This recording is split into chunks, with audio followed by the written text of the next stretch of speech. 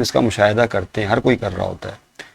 तो देखें यहाँ पर मैकेनिकल वेव कौन सी हो गई, जो एनर्जी को ट्रांसफ़र करती हैं with medium, through medium, medium या वास्ते के ज़र्रात के ज़रिए एनर्जी को एक जगह से दूसरी जगह मुंतकिल कर रही होती हैं, तो इनको मैकेनिकल वेव कहते हैं। अब याद रहे स्टूडेंट्स के जो मैकेनिकल वेव्स हैं, अब इसको हम फोकस करेंगे थोड़ा सा। मैकेनिकल वेव्स को, अब इलेक्ट्रोमैग्नेटिक वेव की बात हो गई है ख़त्म, जो मैकेनिकल वेव्स हैं अब इसको फोकस करते हैं। मैकेनिकल वेव्स को स्टूडेंट्स मजीद जो है दो हिस्सों में डिवाइड किया गया है। इसको इस पर तफसीली गुफ्तगू थोड़ी सी हम करेंगे। जो मैकेनिकल वेव्स हैं जो विद मीडियम या थ्रू मीडियम एनर्जी को ट्रांसफ़र करती हैं, मैकेनिकल वेव्स कहलाती हैं। ये मजीद इनकी दो टाइप्स हैं, एक को कहते हैं ट्रांसवर्स वेव्स, क्या कहलाती हैं, ट्रांसवर्स वेव्स कहलाती हैं। मेरी कोशिश होगी कि इंतहाई मुख्तसर तरीके से हम जो हम गुफ्तगू करें, इंतहाई मुख्तसर। ट्रांसवर्स वेव्स और दूसरी वेव्स स्टूडेंट्स कहलाती हैं, ट्रांसवर्स वेव के बाद लॉन्गिट्यूडनल वेव, दूसरी क्या कहलाती हैं, लॉन्गिट्यूडनल। अच्छा, लॉन्गिट्यूडनल वेव्स का एक नाम और याद रखिएगा, इनको कॉम्प्रेशनल वेव्स भी कहते हैं। इसी का दूसरा नाम क्या है स्टूडेंट, कॉम्प्रेशनल वेव्स क्यों कहते हैं, इस पर भी गुफ्तगू कर लेंगे हम। कॉम्प्रेशनल वेव्स, तो मैकेनिकल वेव्स दो टाइप की हैं, एक ट्रांसवर्स वेव्स और दूसरी लॉन्गिट्यूडनल वेव, और दोनों में कॉमन चीज़ क्या है कि थ्रू मीडियम जो एनर्जी को ट्रांसफ़र करती हैं। आइए पहले स्टूडेंट ट्रांसवर्स वेव पे बात करते हैं। What are the transverse waves. होता ये है कि जब तवानाई मैकेनिकल वेव्स एनर्जी को ट्रांसफ़र कर रही होती हैं तो मीडियम के थ्रू करती हैं। तो मीडियम पार्टिकल यानी पानी के ज़र्रात, रस्सी के ज़र्रात, हवा के ज़र्रात उस वक्त क्या कर रहे होते हैं जब वो एनर्जी ट्रांसफ़र हो रही होती है। तो याद रखिएगा, बहुत इंटरेस्टिंग बात है कि जब भी वेव मोशन में एनर्जी ट्रांसफ़र होती है तो medium particle execute vibratory motion. Medium particle क्या करते हैं, वाइब्रेटरी मोशन एग्जीक्यूट करते हैं। वाइब्रेटरी मोशन किसे कहते हैं, आप इस कॉन्सेप्ट से वाकिफ़ नहीं तो यूँ सुन लें कि जिस तरह आपने झूला देखा होगा, बच्चे झूला झूल रहे होते हैं तो एक मरकज़ के दाएं बाएं मुसलसल अपनी मोशन को रिपीट करते हैं, तो ये वाइब्रेटरी मोशन है। इसी तरह स्प्रिंग की अगर हम मिसाल ले लें और स्प्रिंग को एक तरफ खींच के छोड़ दें तो वो मुसलसल एक पॉइंट के दाएं बाएं मुसलसल अपनी मोशन को रिपीट करता है, तो उसको वाइब्रेटरी मोशन कहते हैं। तो वाइब्रेटरी मोशन में just back and fourth motion होती है। तो जब भी वेव ट्रांसफ़र होगी, एनर्जी को ट्रांसफ़र करेगी तो medium particle vibratory motion execute करेंगे। ठीक, अब वाइब्रेटरी मोशन अगर डायरेक्शन ऑफ वेव के परपेंडिकुलर हो तो उसको ट्रांसवर्स वेव बोल देंगे, और अगर vibratory motion direction of wave के पैरेलल हो तो फिर उसको लॉन्गिट्यूडनल वेव बोल देंगे। मुश्किल हो गया, फिर से एक एक करके आहिस्ता आहिस्ता से बात करते हैं। ट्रांसफर वेव में क्या होता है, दोनों टाइप्स में होगा क्या, मैकेनिक दोनों टाइप्स में medium particle vibratory motion execute करेंगे। मैं लफ्ज़ लिख देता हूँ यहाँ पे, कौन सा, वाइब्रेटरी मोशन एग्जीक्यूट करेंगे, इर्तियाशी हरकत, जिसको आप उर्दू में इर्तियाशी हरकत कहते हैं, वाइब्रेटरी मोशन। इसी का नाम ऑसिलेटरी मोशन भी। देखिए ये टर्म्स आएंगी। वाइब्रेटरी का दूसरा नाम क्या है स्टूडेंट्स, याद रखिएगा, ऑसिलेटरी भी बोलते हैं इसको, ऑसिलेटरी। इसी का तीसरा नाम सिंपल हार्मोनिक मोशन भी है। क्या नाम है, सिंपल हार्मोनिक मोशन, यानी एक ही चीज़ के मुख्तलिफ नाम है। जैसा आपने देखा होगा एक शख्स है, उसका अली है, लेकिन उसको गुड्डू भी बोलते हैं, मुन्ना भी बोलते हैं उसको, घर वाले या वालदा मुन्ना भी बोलती हैं।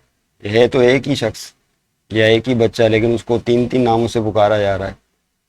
नहीं समझे बात को, होता नहीं होता ऐसा, आपके साथ भी शायद कभी हुआ हो, काका काकी भी बोल देते हैं, हालांकि नाम कुछ और है लेकिन प्यार से काका काकी बोल देते हैं। तो आपने देखा कि इसी तरीके से याद रखिएगा, वाइब्रेटरी मोशन का मतलब है जस्ट रिपीटिंग मोशन, जो एक मरकज़ के दाएं बाएं मुसलसल या ऊपर नीचे या दाएं बाएं अपनी मोशन को रिपीट करे, तो उसी का नाम ऑसिलेटरी, उसी का नाम सिंपल हार्मोनिक मोशन भी है। फिलहाल अब वाइब्रेटरी मोशन तक जो है अपने आप को महदूद रखें आप। तो ट्रांसवर्स वेव में क्या होगा, मीडियम पार्टिकल, क्या डेफिनेशन बताइए स्टूडेंट्स आपको, such waves in which medium particles, definition लिखने वाला हूँ, मीडियम पार्टिकल्स जो वास्ते के ज़र्रात हैं, एग्जीक्यूट अंजाम देना, execute vibratory motion at right angle, right angle का मतलब होता है 90 दर्जे के ज़ाविये पर, at right angle to the direction of, to the direction of transfer of wave, या ट्रांसफर ऑफ एनर्जी भी कह सकते हैं, या बहुत सारे अल्फाज हैं, कौन सा लफ्ज़ यूज़ करूँ मैं, the direction of transfer of energy भी बोल सकते हैं, या वेव भी बोल सकते हैं। एनर्जी की जगह कौन सा लफ्ज़ इस्तेमाल कर लें, वेव का लफ्ज़ इस्तेमाल कर लें। तो मीडियम पार्टिकल जो है वो अंजाम देते हैं vibrating motion at right angle, यानी 90 दर्जे के ज़ाविये पर, to the direction of transfer of energy, यानी एनर्जी जिस डायरेक्शन में भी ट्रांसफ़र हो रही होगी, वेव जिस डायरेक्शन में भी मुंतकिल हो रही होगी, मीडियम पार्टिकल उसके परपेंडिकुलर, उसके राइट एंगल, उससे 90 डिग्री के ज़ाविये पर वाइब्रेटिंग मोशन एग्जीक्यूट करेंगे, तो इसको हम ट्रांसवर्स वेव बोल देंगे। आइए देखें एक मिसाल से इस बात को समझ लेते हैं। और उसमें क्या होगा, लॉन्गिट्यूडनल वेव में नहीं, मेरा ख्याल है उसको छोड़ दें अभी, या डेफिनेशन लिख लें। चलें, लॉन्गिट्यूडनल वेव में क्या होगा, जो मीडियम पार्टिकल्स होंगे वो वाइब्रेटिंग मोशन लॉन्गिट्यूडनल वेव में भी अंजाम देंगे, लेकिन यहाँ पे कहानी कुछ इस तरह से होगी कि इसमें राइट एंगल था, उसमें अब पैरेलल आ जाएगा। देखिए लॉन्गिट्यूडनल वेव की डेफिनेशन भी लिख लें, मीडियम पार्टिकल्स, फिर बाद में दोनों पर अलग अलग गुफ्तगू कर लेंगे। Medium particles execute vibratory motion, vibratory motion in parallel, यहाँ पैरेलल का लफ्ज आएगा, in parallel with the, in parallel with the direction of transfer of wave, यानी वेव की डायरेक्शन के पैरेलल वाइब्रेटिंग मोशन एग्जीक्यूट करेंगे, यानी जिस डायरेक्शन में वेव ट्रांसफर हो रही हो, एनर्जी ट्रांसफर हो रही होगी, उसी के parallel vibrating motion medium particles execute करेंगे। आइए इस फिनोमेना को दोनों को अलग अलग समझते हैं। पहले हम ट्रांसफर वेव की बात कर रहे हैं, दोनों में vibrating motion medium particle execute कर रहे हैं, उसके जरिए एनर्जी ट्रांसफर हो रही है। ओके, इसकी एग्जाम्पल में हम ले लेते हैं, एक टर्म आएगी रिपल टैंक। स्टूडेंट्स वो आप डेफिनेशन दिखा देंगे हम, क्या नाम है, ये जो हम सारी ऑब्जर्वेशन कर रहे होते हैं, ये रिपल टैंक एक डिवाइस है। असल में रिपल टैंक जो है वो एक तरह की ट्रे है, उस ट्रे के अंदर पानी ले लिया जाता है, शेलो वाटर ले लिया जाता है, जो बहुत ज़्यादा गहरा नहीं होता, लैब में मौजूद होता है, हो सकता है लैब में फर्स्ट डे की लैब में आप इसका प्रैक्टिकल भी करेंगे। तो उसके अंदर पानी भरकर जो है वेव की प्रॉपर्टीज़ और उसकी कैरेक्टरिस्टिक्स को ऑब्जर्व किया जाता है। समझे बात, वो रिपल टैंक एक डिवाइस है, that is simply a tray, जिसका जो बॉटम है वो शीशे का होता है, और उस पर जो है पानी भरने के बाद वेव क्रिएट की जाती है किसी ऑसिलेटर के ज़रिए, और फिर उस वेव की प्रॉपर्टीज़ को ऑब्जर्व किया जाता है उसमें रिपल टैंक के अंदर। तो ये सारे मामला रिपल टैंक के अंदर होते हैं ताकि ऑब्जर्वेशंस की जा सके और नताइज तक साइंटिस्ट पहुँचें। एक नज़र मैं आपको दिखा दूँ रिपल टैंक कैसा होता है ताकि आप देख लें। देखिए ये रिपल टैंक जो है ये रहा, ये देख लीजिए, ये आपके सामने डायग्राम आ गई होगी। और रिपल टैंक की डेफिनेशन लिखना चाहें तो आप यहाँ से लिख लें, ये लिखी हुई है, बहुत आसान कर दिया इन्होंने किताब को, अब तो टीचरों की इतनी ज़्यादा ज़रूरत भी नहीं रहती है। Ripple tank is a shallow गिलास टैंक, ये एक शेलो गिलास टैंक है, यानी शीशे का टैंक है या ट्रे है, और वाटर से पानी भरा होता है, use to demonstrate the basic properties of wave, ताकि बेसिक प्रॉपर्टीज़ ऑफ वेव को डिस्कस करें। तो ये रिपल टैंक की समझ एक तरह की डेफिनेशन आ गई। ये आपके सामने रिपल टैंक की डायग्राम है, ये देख लीजिए, ये है, ये पूरा जो आपको नज़र आ रहा है दिस इज रिपल टैंक। इसमें ये सब बीच में ब्लू कलर से दिखाया गया पानी है, वाटर सरफेस दिखाई गई है, फिर ये वाइब्रेटर लगा हुआ है, देखिए वाइब्रेटर, इसके अंदर मुसलसल वो स्टिक होती है, वो पानी में डिप करके, स्ट्रेट डिप करके वेव क्रिएट की जाती है। इसके ऊपर लैंप रोशनी होती है, रोशनी दी जाती है, इसके नीचे स्क्रीन होती है, यहाँ स्क्रीन है। वो जब वेव ट्रेवल कर रही होती हैं तो वेव, बड़ा इंटरेस्टिंग है ये, अभी वो वेव जो है क्रेस्ट और ट्रफ पर मबनी होती हैं। क्रेस्ट जो है वो कॉन्वेक्स लेंस बन जाते हैं, ट्रफ जो है वो कॉन्केव लेंस बन जाते हैं। क्रेस्ट या ब्राइट बैंड की सूरत में स्क्रीन पर नज़र आता है, और जो ट्रफ, जितने भी ट्रफ होते हैं वो सारे के सारे जो है वो डार्क बैंड की सूरत में नीचे नज़र आते हैं स्क्रीन के ऊपर। ये एक अलग बहस है, उस तरफ नहीं जाइएगा जो मैंने कहा, वो अभी फ़िलहाल हमारा मौजूद नहीं है। तो नीचे वाइट स्क्रीन लगा देते हैं। तो ऊपर ऑब्जर्वेशन करते हैं पानी में वेव जनरेट करके, शेलो वाटर कहते हैं, यानी बहुत गहरा पानी नहीं होता, पानी की गहराई बहुत ज़्यादा नहीं है इसमें, जाहिर है लैब में आप इसको यूज़ कर रहे होते हैं, है ना। तो इस टाइप की शक्ल को रिपल टैंक कहते हैं। मैंने सोचा इस पर बात कर लें, तो डेफिनेशन याद रखिएगा, ये डेफिनेशन क्या है रिपल टैंक की। और आइए दोबारा वहीं आ जाए जो हम गुफ्तगू कर रहे थे उस पर आपसे। ये आपके सामने रिपल टैंक पर बात कर ली, डेफिनेशन भी आपने देख ली। ट्रांसवर्स वेव, पानी में देखिए किस तरह वेव बनती है, ये थोड़ा सा इस पर गौर करें। मैं आपके सामने, जब आप पानी में स्टिक डिप करते हैं तो इस टाइप की वेव बनती है, ऐसे ही देखें जरा, ये इस तरह से वेव जनरेट होगी। ओके, ऐसे इस तरह से वेव जो है आपको नजर आती है। इसको मीन लेवल बोलते हैं। ये कौन सा लेवल है इसमें? This is mean level of water, या मीन लेवल बोलते हैं, पानी की औसत सतह, यानी वेव जनरेट होने से पहले पानी की सतह है, ये मीन लेवल कहलाता है। जब आप इसमें स्ट्रिप या वाइब्रेटर या ऑसिलेटर को डिप करते हैं, मुसलसल ऊपर नीचे जो खास फ्रीक्वेंसी के साथ पानी में डुबकियां लगा रहा होता है, तो उससे फिर वेव जनरेट हो जाती है। और इस तरह से आपको वेव ट्रेवल कर, कुछ पोर्शन ऐसा होता है जो मीन लेवल से ऊपर चला जाता है, कुछ पोर्शन ऐसा होता है जो मीन लेवल से नीचे चला जाता है। तो याद रखिएगा, जो पोर्शन मीन लेवल से ऊपर हो गया, स्टूडेंट ये वाला पोर्शन नजर आ रहा होगा, ये सारे पोर्शन मीन लेवल से ऊपर हैं, इनको क्रेस्ट कहा जाता है। क्या कहते हैं इन्हें? क्रेस्ट कहते हैं। और जो पोर्शन मीन लेवल से नीचे चला गया, मिसाल पर ये हो गया, ये हो गया, ये हो गया, इनको ट्रफ कहा जाता है। छोटी छोटी टर्म्स हैं, इनको आप अच्छी तरह याद कर लीजिएगा। मैं इसकी डेफिनेशन लिखता जाऊँ साथ साथ। क्रेस्ट किसे कहते हैं? The portion of water above mean level. Crest क्या है? पोर्शन ऑफ वाटर, पानी का वो हिस्सा, इसको आप बाकायदा सजा लीजिएगा, above mean level. Mean level के ऊपर जो पानी का हिस्सा आपको नजर आ रहा है जो उठ गया, उसको क्या कहते हैं? क्रेस्ट। और ट्रफ की डेफिनेशन क्या बनी? The portion of water, the portion of water, पानी का वो हिस्सा बिलो द मीन लेवल, जो नीचे चला गया, बिलो द मीन लेवल, असल पानी की जो औसत सतह है उससे नीचे की तरफ चला गया, नजर आ रहा है आपको, उसको कहते हैं हम ट्रफ। तो ये ट्रफ नीचे दिखाए गए ऊपर, ये रोजमर्रा जिंदगी में आप देखते हैं, मुशाहिदा करते हैं इस चीज का। अब देखिए स्टूडेंट्स क्या होगा, तवज्जो रहे, मैं देखूं कि वीडियो क्या हमारी सामने, हाँ ठीक है, ओके, ये आपके सामने एक सिचुएशन आ गई। अब देखिए यहाँ पे एनर्जी ट्रांसफर हो गया। मैं आपसे पूछूंगी किस डायरेक्शन में एनर्जी आ रही है, तो आप बोलेंगे भाई एनर्जी इस डायरेक्शन में जा रही है। जब तवानाई इस डायरेक्शन में जा रही है तो पानी के जर्रात मीडियम है, क्या वो भी इसी डायरेक्शन में जा रहे हैं? तो ये इंटरेस्टिंग बात है, ये आप इस कंफ्यूजन को तमाम तलबा दूर कर लें। ऐसा नहीं होता। जब वाटर में वेव्स बनती हैं तो वाटर मॉलिक्यूल एनर्जी को ट्रांसफर तो करते हैं, लेकिन खुद डायरेक्शन ऑफ वेव की डायरेक्शन में मूव नहीं करते, बल्कि उसके परपेंडिकुलर वाइब्रेटिंग मोशन एग्जीक्यूट करते हैं। भाई इस बात को समझना है।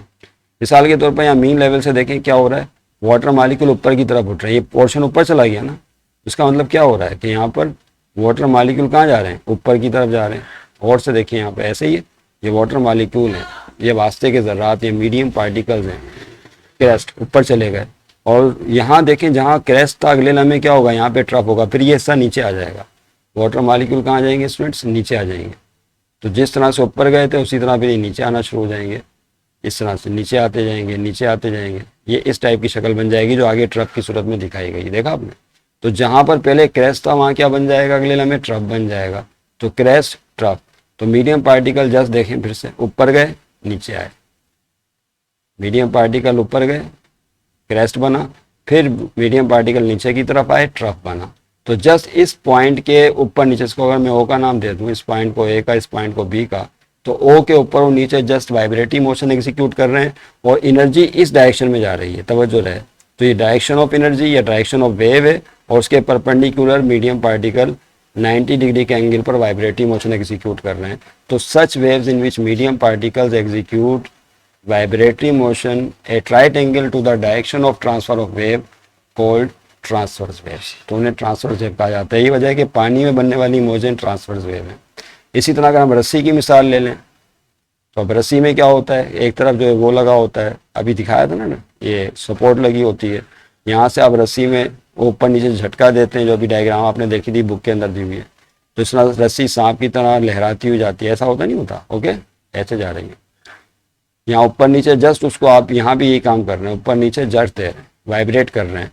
तो ऐसा नहीं कि रस्सी आगे जा रही है, वेव की डायरेक्शन तो यही है, वेव इस डायरेक्शन में जा रही है, तवानाई इस डायरेक्शन में मुंतकिल हो रही है। आपकी हाथ की जो एनर्जी है वो इस पॉइंट से इस पॉइंट तक मुंतकिल हो गई, लेकिन रस्सी इस डायरेक्शन में नहीं जा रही। रस्सी के मालिकुल जस्ट ऊपर नीचे वाइब्रेटरी मोशन एग्जीक्यूट कर रहे हैं। समझ रहे हैं बात? क्या कर रहे हैं? जस्ट ऊपर नीचे इस तरह से वाइब्रेटरी मोशन एग्जीक्यूट कर, क्रेस्ट और ट्रफ की तरह। तो ये बात अब रोज़े रोशन की तरह हो गई कि transverse waves are those waves in which medium particle execute vibratory motion at right angle to the direction of propagation of wave. That's it. Definition ऊपर लिखवा दी, लिख लिया आपने, समझ भी लिया। आइए स्टूडेंट थोड़ा सा बात को आगे बढ़ाते हैं। ट्रफ क्या होता है, क्रेस्ट क्या होता है, ये भी हमने सीख लिया। अब इसमें कुछ कैरेक्टरिस्टिक है वेव की, कैरेक्टरिस्टिक ऑफ वेव है, उनको हम डिस्कस करेंगे। फिर आपको मैं लेकर आऊँगा किस तरफ, लॉन्गिट्यूडनल वेव की तरफ इंशाल्लाह। अब इसी के अंदर कुछ कैरेक्टरिस्टिक्स को डिस्कस कर लेते हैं। मिसाल के तौर पर ये एक टर्म आती है वेवलेंथ किसे कहते हैं। क्रेस्ट और ट्रफ तो समझ गए आप लोग। वेवलेंथ किसे कहते हैं, व्हाट इज वेवलेंथ। और इस वेवलेंथ को इस तरह के लेटर से शो किया जाता है, इसको लैम्डा पढ़ते हैं स्टूडेंट्स। क्या पढ़ते हैं इसे?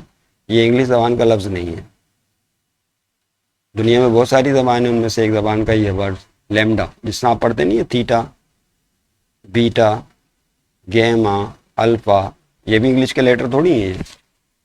इस तरह लैम्डा भी उनमें से एक है। तो वेवलेंथ किसे कहते हैं? याद रहे कि एक कंप्लीट क्रेस्ट, ये क्रेस्ट हो गया, और एक ट्रफ, उसका जो दरमियानी फासला है उसको वेवलेंथ कहा जाता है स्टूडेंट। इसको 3 तरह से डिफाइन किया गया है। कितनी तरह से? 3 तरह से। यहाँ पर ये है ना, एक कंप्लीट क्रेस्ट हो गया और एक कंप्लीट ये ट्रफ हो गया। इसके दरमियान ये जो डिस्टेंस बनता है स्टूडेंट्स, इस डिस्टेंस को वेवलेंथ बोला जाता है। पूरी डायग्राम डिसबैलेंस हो गई है, खराब उसर नहीं जाए, ये वेवलेंथ कहलाता है। एक और तारीफ भी है इसकी, 2 कॉन्जिक्यूटिव क्रेस्ट का दरमियानी फासला, यानी एक साथ जो क्रेस्ट लगे हुए इनका दरमियानी फासला, ये वेवलेंथ कहलाता है। इसको यूँ भी कह सकते हैं 2 कॉन्जिक्यूटिव ट्रफ, एक साथ जो ट्रफ है कॉन्जिक्यूटिव लग एक के बाद दिख रहे, इनका दरमियानी फासला वेवलेंथ कहलाता है। फासला ऐसे नाप लें, 2 क्रेस्ट का दरमियानी फासला, या 2 कॉन्जिक्यूटिव ट्रफ का दरमियानी फासला, या एक कंप्लीट क्रेस्ट और एक कंप्लीट ट्रफ का दरमियानी फासला नाप लें, दिस इज कॉल्ड वेवलेंथ। और ये फासले हमेशा किसी दी हुई वेव के लिए सेम रहते हैं। तो क्या डेफिनेशन बनी स्टूडेंट्स वेवलेंथ की? बोलें, the distance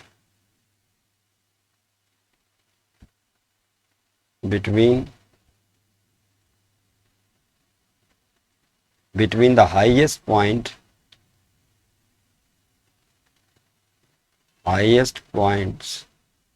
of 2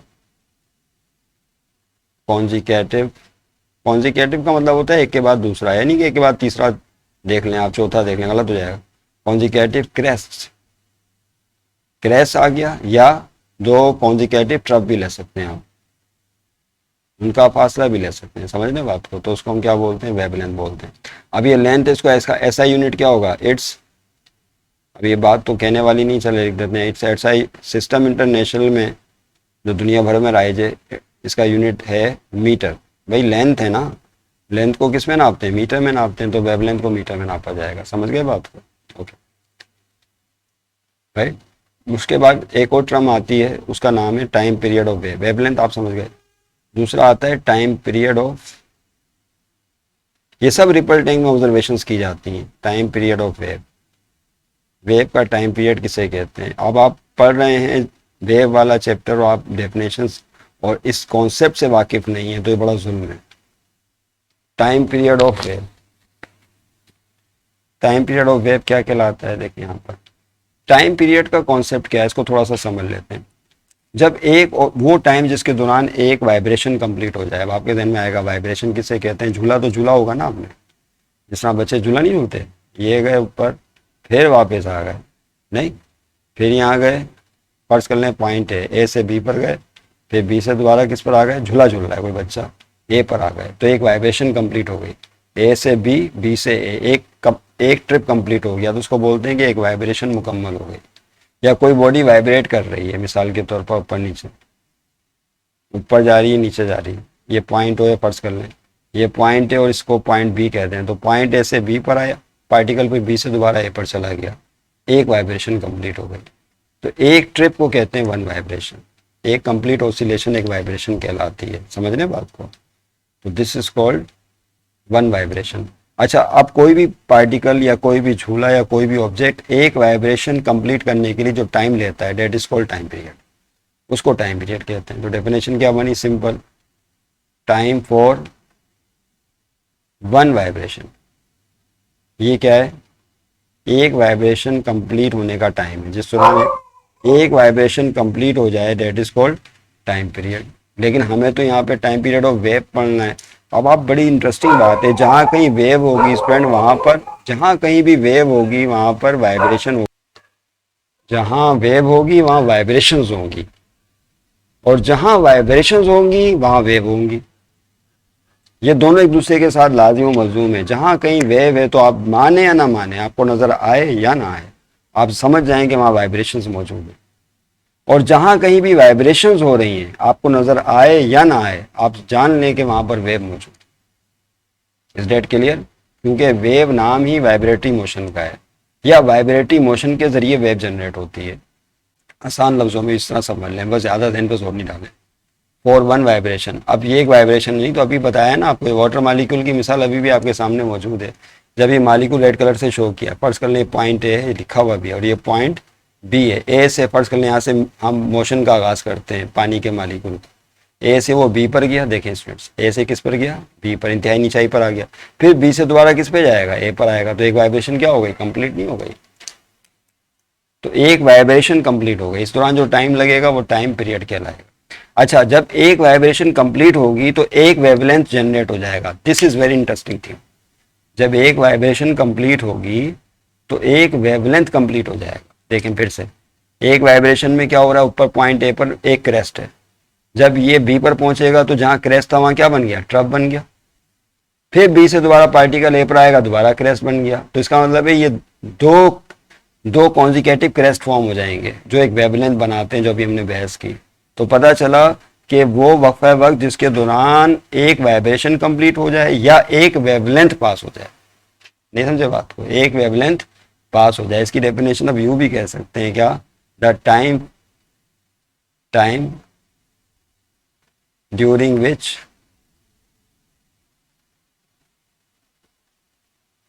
which one wavelength, ये कॉन्सेप्ट आपस में इंटरलिंक है। Time during which one wavelength, अब वेवलेंथ किसे कहते हैं, लैम्डा को भी बताया ऊपर, passes through a point, passes through a point called time period of wave। क्या बोलेंगे उसे, called, चले पूरा ही लिख देते हैं, called time period of wave। इसको ऑसिलेशन ऑफ वेव भी कहा जाता है, टाइम पीरियड ऑफ वेव या ऑसिलेशन ऑफ वेव भी कहते हैं। ये है टाइम पीरियड ऑफ वेव की डेफिनेशन। यूनिट क्या होगा इसका, ये बात तो आप जानते हैं कि एसआई यूनिट क्या होगा, इट्स एसआई यूनिट इज, अरे भाई सेकंड होगा, जाहिर सी बात है, टाइम है ना, टाइम का यूनिट क्या होता है, सेकंड होता है, तो सेकंड हो, टाइम सेकंड में नापेंगे, समझ गए। टाइम पीरियड के बाद जो अगला कॉन्सेप्ट आता है, अब ये कैरेक्टरिस्टिक्स चल रही है वेव की, ये जो कुछ भी हम डिस्कस कर रहे हैं, wavelength, time period, frequency discuss करेंगे, ये सब कैरेक्टरिस्टिक्स हैं। और ये रिपल टैंक में ऑब्जर्वेशन के बाद चीज़ें हासिल की जाती हैं। दूसरा कौन सा स्टूडेंट देखें, अगला पॉइंट जो है वो है फ्रीक्वेंसी ऑफ वेव किसे कहते हैं, नंबर 3, ये अगली कैरेक्टरिस्टिक आ रही है, फ्रीक्वेंसी ऑफ वेव्स। बहुत कोशिश कर रहे हैं कि मुख्तसर अल्फाज में टू द पॉइंट बात करके नोट्स भी बन जाएं और आप देख भी लें। फ्रीक्वेंसी को एफ से शो करते हैं। फ्रीक्वेंसी किसे कहते हैं, फ्रीक्वेंसी की जो डेफिनेशन है स्टूडेंट, जो रोज़मर्रा ज़िंदगी में, पहले उसको समझ लें, फिर फ्रीक्वेंसी ऑफ वेव को डिफाइन करेंगे। अभी हमने देखा वाइब्रेशन किसे कहते हैं, कंप्लीट ट्रिप कहलाता है वाइब्रेशन। अब फ्रीक्वेंसी किसे कहते हैं, the number of vibrations performed by a particle in 1 second. कोई भी जर्रा, कोई भी बॉडी 1 सेकेंड में जितनी वाइब्रेशन एग्जीक्यूट करती है वो इसकी फ्रीक्वेंसी कहलाती है। तो डेफिनेशन बिल्कुल सिंपल है, और उसकी डेफिनेशन क्या बनी, the time period of one oscillation is called wave. क्या डेफिनेशन बनी student, the number of vibrations, the number of vibrations अरे वाइब्रेशन लिख दिया, चलो खैर कोई बात, वाइब्रेशंस होगा।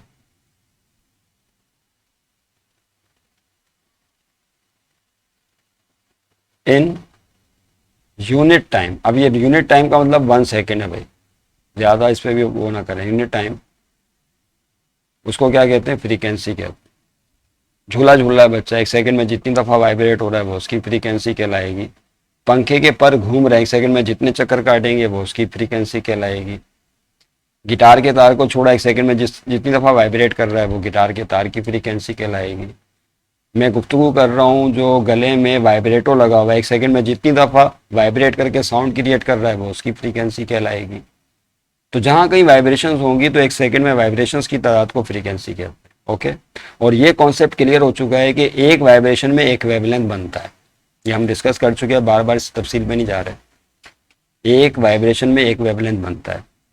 तो इसका मतलब ये हुआ कि अब अगर आप फ्रीक्वेंसी ऑफ वेव को डिफाइन करना चाहते हैं तो कैसे करेंगे, द नंबर ऑफ, और इसको चेक कर लीजिएगा क्या ये बात बिल्कुल सही कही है, the number of wavelength, the number of wavelengths pass through